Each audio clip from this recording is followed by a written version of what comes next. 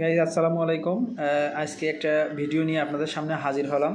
একটা বিষয় দেখাবো। ভারতীয় একটা প্রদেশে সরকারি মাধ্যমে ভিজিট হয়েছে, একটা মহড়ার মাধ্যমে দেখানো হয়েছে।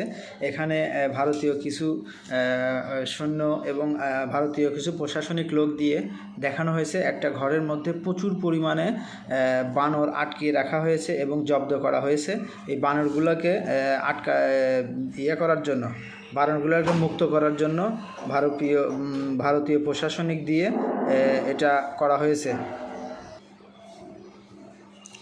ভারতীয় সৈন্যদের দ্বারা আসলে ভারতীয় প্রশাসনিক লোকের দ্বারা এই রুমের মধ্যে আটকে রাখা যে বানরগুলো ছিল ওইগুলোকে মুক্ত করা হচ্ছে। এই দেখেন, এই দুই ব্যক্তিকে দিয়ে দরজা গুতানো হচ্ছে, দরজার তালা ভাঙা হচ্ছে।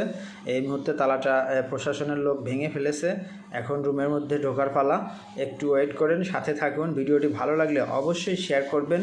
এবং এই প্রাণীগুলোকে দেখেন কি আজবভাবে আটকে রাখা হয়েছে। একজন সাধারণ মানুষ হিসাবে অবশ্যই আমাদের দায়িত্ব এই প্রাণীগুলোকে ওদের প্রতিকূলতায় বাঁচতে সাহায্য করা। দেখুন কি একটা মর্মান্তিক দৃশ্য, যেটা আপনি দেখলে আপনার গা শিরে যাবে। এনে শত শত বানরকে খাঁচাবন্দি করে রাখা হয়েছে। আসলে এটা কেন রাখা হয়েছে, কিসের জন্য রাখা হয়েছে, এটা আপনি কেউই কিন্তু জানি না। অবশ্যই কিছু দুষ্কৃতিকারী যারা এটা দিয়ে ব্যবসার ক্ষেত্রে বাইরে পাঠানোর উদ্দেশ্য করে রেখে দিয়েছে। অবশ্যই স্যালুট জানাই এই প্রশাসনকে, যারা এটাকে ধরতে সক্ষম হয়েছেন। এরকম প্রশাসনের লোকজন আসলে অ্যাকচুয়ালি সব দেশেই প্রয়োজন। এরকম তল্লাশি অভিযান মাঝে মাঝেই পরিচালনা করা প্রয়োজন, যাতে করে এরকম আমাদের দেশের বন বিভাগের এরকম সম্পদগুলো নষ্ট না হয় বা বিনষ্ট না হয়। এগুলো কিন্তু আমাদের দেশের সম্পদ, বন বিভাগের সম্পদ। এরা মূলত বন বিভাগের প্রশাসনিক লোক।